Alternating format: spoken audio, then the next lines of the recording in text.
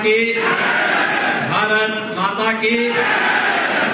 मंच पर उपस्थित भारतीय जनता पार्टी के जिला के अध्यक्ष श्री सुभाष वाल्मीकि जी,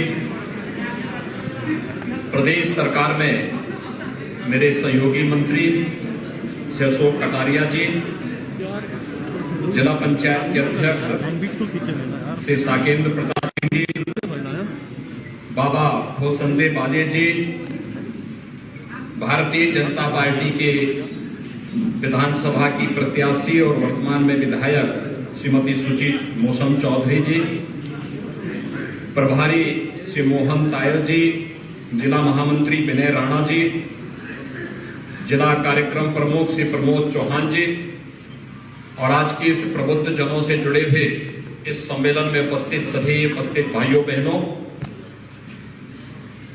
महात्मा विदुर की इस धरती को मैं कोटि कोटि नमन करते हुए आप सबका हृदय से अभिनंदन करता हूं। 2022 का उत्तर प्रदेश विधानसभा का चुनाव प्रारंभ हो चुका है और पहले चरण का मतदान कोरोना महामारी के दौरान 10 फरवरी को संपन्न होगा। भाइयों बहनों, यहां पर द्वितीय चरण में 14 फरवरी को मतदान होना है और इसलिए आप सबको पहले से ही मानसिक रूप से तैयार होने के दृष्टि से आह्वान करने के लिए ही आज मैं इस बिजनौर जनपद के दौरे पर आया हूं। ये बिजनौर जनपद हो सकता है पिछली सरकारों के लिए अभिषिक्त रहा हो, क्योंकि ये मान्यता थी कि मुख्यमंत्री बिजनौर जनपद में नहीं आते हैं, लेकिन मैंने इस मिथक को तोड़ा था। भी मैं पिछले दिनों मेडिकल कॉलेज के शिलान्यास में भी आपके जनपद में आया था और इससे पहले भी मैंने इस जनपद में कई दौरे किए हैं। महात्मा विदुर के नाम पर इस जनपद में मेडिकल कॉलेज का निर्माण हम लोग कर रहे हैं। अन्यथा बिजनौर को लोग ये मानते थे कि इस जनपद को लोगों ने छोड़ सा दिया था, भगवान बलों से छोड़ा हुआ था। यहां पर विकास के कार्य नहीं हो पाते थे, यहां पर किसानों की सुनवाई नहीं होती थी, यहां पर पेशेवर माफिया और अपराधियों को सत्ता का संरक्षण प्राप्त होकर के उन्हें अराजकता फैलाने की पूरी छूट दी जाती थी। लेकिन भाइयों बहनों, पिछले 5 वर्षों के अंदर आपने बदलते हुए उत्तर प्रदेश की तस्वीर को भी और उसकी तकदीर को भी अपनी आंखों से देखा है।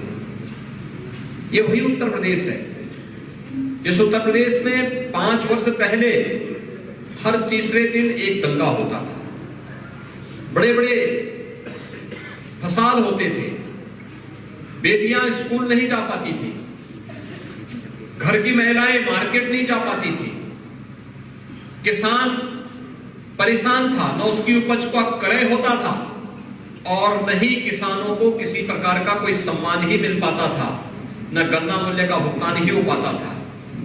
नौजवान परेशान था क्योंकि बिजनौर के सामने 5 वर्ष पहले एक समस्या थी कि वह उत्तर प्रदेश और उत्तराखंड के सीमा पर स्थित होने के नाते उसको उत्तर प्रदेश सरकार की अपेक्षा का दंश तो झेलना ही पड़ता था, लेकिन साथ साथ उत्तराखंड के नागरिकों की ओर से भी जो ताने दिए जाते थे कि हमारा विकास हो रहा है, तुम्हारा विकास नहीं हो रहा है, आज उससे भी मुक्ति मिली। आज बिजनौर कह सकता है कि हमारे यहाँ किसान भी खुशहाल है, नौजवान को सरकारी नौकरी में भी यहाँ पर हिस्सेदारी मिल रही है, यहाँ का व्यापारी भी सुरक्षित हो रहा है और साथ साथ मेडिकल कॉलेज जैसे अत्याधुनिक चिकित्सा संस्थान भी अब बिजनौर जनपद में स्थापित हो रहे हैं। यहाँ की चीनी मिलों के पुनरुद्धार की कार्रवाई को भी सरकार ने व्यवस्थित रूप से आगे बढ़ाने का कार्य किया है। भाइयों बहनों, 5 वर्ष तक बिना रुके, बिना डिगे, बिना थके और बिना झुके हमारी सरकार ने प्रदेश के अंदर गांव का, गरीब का, किसान का, नौजवान का, महिलाओं के कल्याण के लिए बिना चेहरा देखे, बिना उसकी जाति और मत और मजहब पूछे उसे शासन की योजनाओं का लाभ दिलाया। जो लोग सामाजिक न्याय की बात करते हैं उनसे पूछना चाहिए एक गरीब को मकान मिलना सामाजिक न्याय है या उस गरीब के मकान के हक को छीन लेना सामाजिक न्याय है? पिछली सरकारों ने गरीबों के मिलने वाले मकान के हक को छीनने का कार्य किया था और अब पैसा जो इन्होंने इकट्ठा किया था गरीबों का लूट करके, किसानों का लूट करके, मजदूरों का लूट करके, पोषण मिशन में महिलाओं का लूट करके, बच्चों का पैसा लूट करके, शिक्षा का, चिकित्सा का बजट लूट करके जो पैसा उन्होंने इकट्ठा किया था, आज उसी पैसे को जब दीवाने तोड़ तोड़ करके निकाला जा रहा है तो नोट की गड्डियां नजर आ रही है और सपा मुखिया को उनकी संवेदना, हमारी संवेदना तो गरीब के प्रति थी। हमने गरीब को 43 लाख आवास दिए, गरीबों के लिए 2,61,00,000 शौचालय बनाए, हर मजरे तक बिजली पहुंचाने का प्रयास किया, हर गरीब को रसोई गैस के कनेक्शन दिलाए।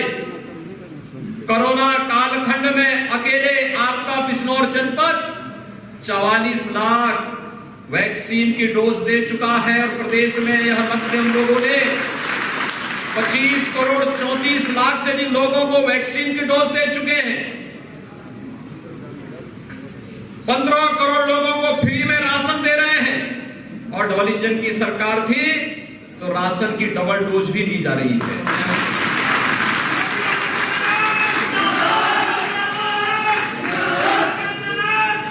5 वर्ष में दंगा नहीं हुआ होगा क्योंकि दंगाई को मालूम था दंगा करेंगे तो आने वाली 7 पीढ़ियां भरते भरते थक जाएंगे, भर नहीं पाएंगे।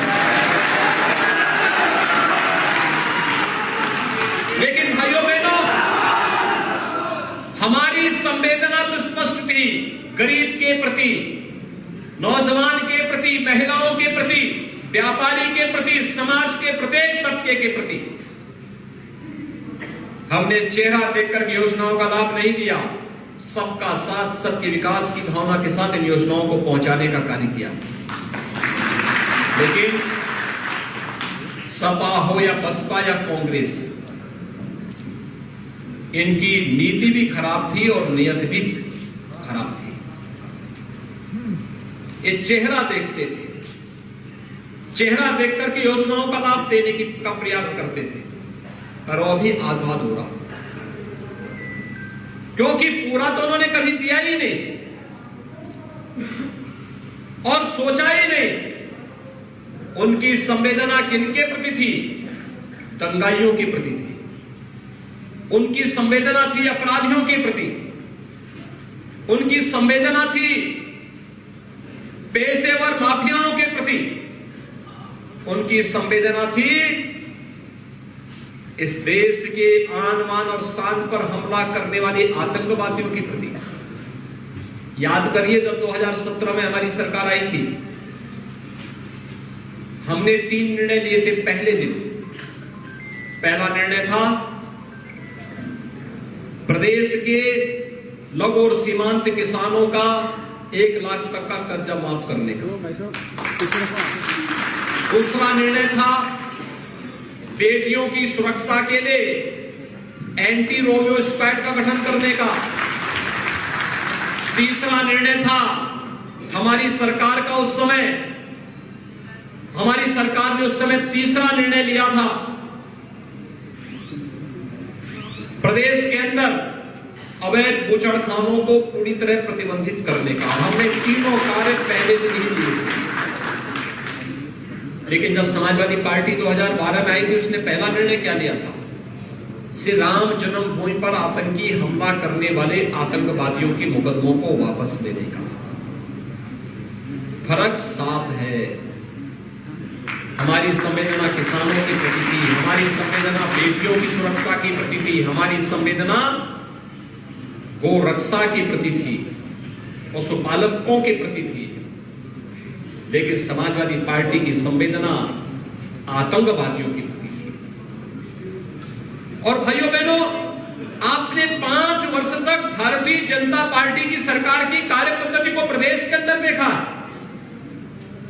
किस मजबूती के साथ प्रदेश के अंदर सरकार ने कार्य किया। योजनाओं का लाभ तो दिया, हर प्रकार के हर व्यक्ति को योजनाओं का लाभ देने का कार्य किया, और कोरोना प्रबंधन भी जीवन और जीविका को बचाने की जद्दोजहद में किसान भी परेशान न हो, मजदूरों को भी कोई समस्या न हो, भरण पोषण भत्ता देने का कार्य किया गया और हर प्रकार की सुविधा से आच्छादित करने का कार्य भी दिया गया। और यही झलक सरकारों का फर्क साफ है, यह प्रत्याशियों की सूची में भी दिखाई दे रहा है। प्रत्याशियों की सूची में पश्चिमी उत्तर प्रदेश भाइयों बहनों कितना संवेदनशीलता है।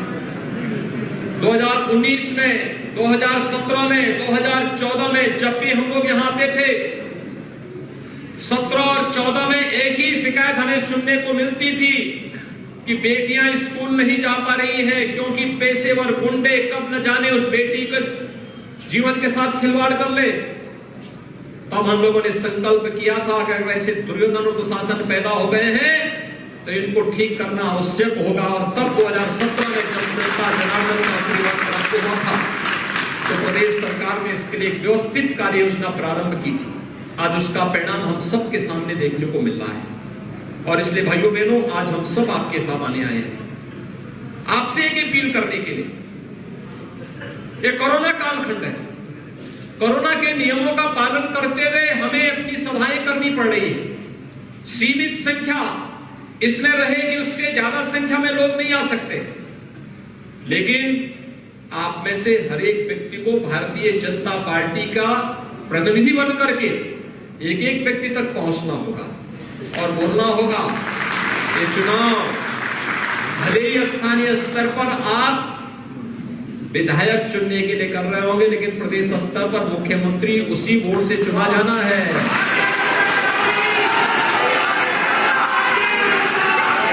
और निर्णय तो मुख्यमंत्री को करने होते हैं, क्योंकि जब विधायक चुना जाएगा वही विधायक मुख्यमंत्री को चुन करके मुख्यमंत्री ही निर्णय लेंगे फिर कि अपराधियों से कैसे निपटा जाना है, माफियाओं से कैसे निपटा जाना है, अराजक तत्वों से कैसे निपटा जाना है और विकास की योजनाओं का लाभ कैसे दिया जाना है। सपा बसपा कांग्रेस ये कभी नहीं बोल सकती है कि परित्राणाय साधूनां विनाशाय च दुष्कृतां, ये वे नहीं बोल सकते। यह केवल भारतीय जनता पार्टी बोल सकती है, और भारतीय जनता पार्टी इसीलिए आपके पास आई है। अगर आप चाहते हैं प्रदेश में कानून का राज हो, थानों का संचालन पेशेवर हिस्ट्री शीटर न करे, अगर आप चाहते हैं प्रदेश की व्यवस्था में किसी भी प्रकार के अपराध और अपराधियों के लिए जीरो टॉलरेंस की नीति के तहत सरकार कार्य कर सके, अगर आप चाहते हैं प्रदेश में किसी भी प्रकार की कोई अराजकता न फैले, राष्ट्रवाद विकास और सुशासन के मुद्दे पर सरकार प्रभावी ढंग से कार्य कर सके, प्रदेश के अंदर गरीबों को किसी के सामने हाथ न फैलाना पड़े, प्रदेश के अंदर तुष्टीकरण की राजनीति बंद हो, अगर आप चाहते हैं विकास बिना भेदभाव के हर जनपद और हर गांव तक पहुंचे, तो भारतीय जनता पार्टी एकमात्र इसका विकल्प है। और भारतीय जनता पार्टी को विकल्प के रूप में चुन करके आप सबसे मेरी अपील होगी, हम प्रभावी ढंग से भारतीय जनता पार्टी के कार्यक्रमों को लेकर के आगे बढ़ने करें। और इस दृष्टि से जनपद बिजनौर में भारतीय जनता पार्टी ने बिजनौर विधानसभा क्षेत्र से श्रीमती सुची मौसम चौधरी को अपना प्रत्याशी बनाया है। नजीमाबाद से कुंवर भारतेंदु सिंह को, नगीना से डॉक्टर यशवंत सिंह को, बुढ़ानपुर से श्री सुशांत सिंह को, धामपुर से अशोक कुमार राणा को, नहटौर से श्री ओम कुमार को, चांदपुर से श्रीमती कमलेश सैनी को और नूरपुर से श्री सीपी सिंह को भारतीय जनता पार्टी ने अपना प्रत्याशी बना करके इस चुनावी समर में उतारा है। भारतीय जनता पार्टी के चुनाव चिन्ह पर आप सभी से मेरी अपील होगी कि वर्चुअली टेलीफोन के माध्यम से भी सोशल मीडिया के प्लेटफॉर्म का उपयोग करते हुए उन सभी तक संदेश पहुंचाइए। ये लड़ाई विकास बनाम विकास की है। एक तरफ विघटनकारी तत्व अपनी आपराधिक मानसिकता के साथ अराजकता पैदा करने, पलायन की एक अपनी सोची समझी रणनीति के तहत एक बार फिर से पश्चिमी उत्तर प्रदेश को अराजकता की आग में झोंकने की साजिश के तहत इस चुनावी समर में आ रहे हैं, और दूसरी तरफ नए भारत के नए उत्तर प्रदेश को देश के नंबर 1 प्रदेश के रूप में स्थापित करने के साथ भारतीय जनता पार्टी चुनावी समर में आई है। और भाइयों बहनों, भारतीय जनता पार्टी के पूरे मिशन के साथ आप सभी लोग मिलकर के अपना अभियान और अपना सहयोग देंगे। इस विश्वास के साथ मैं एक बार फिर से भारतीय जनता पार्टी के प्रत्याशियों के समर्थन में आप सबसे अपील करते हुए अपनी वाणी को यहीं पर विराम देता हूं। धन्यवाद। जय हिंद, जय जय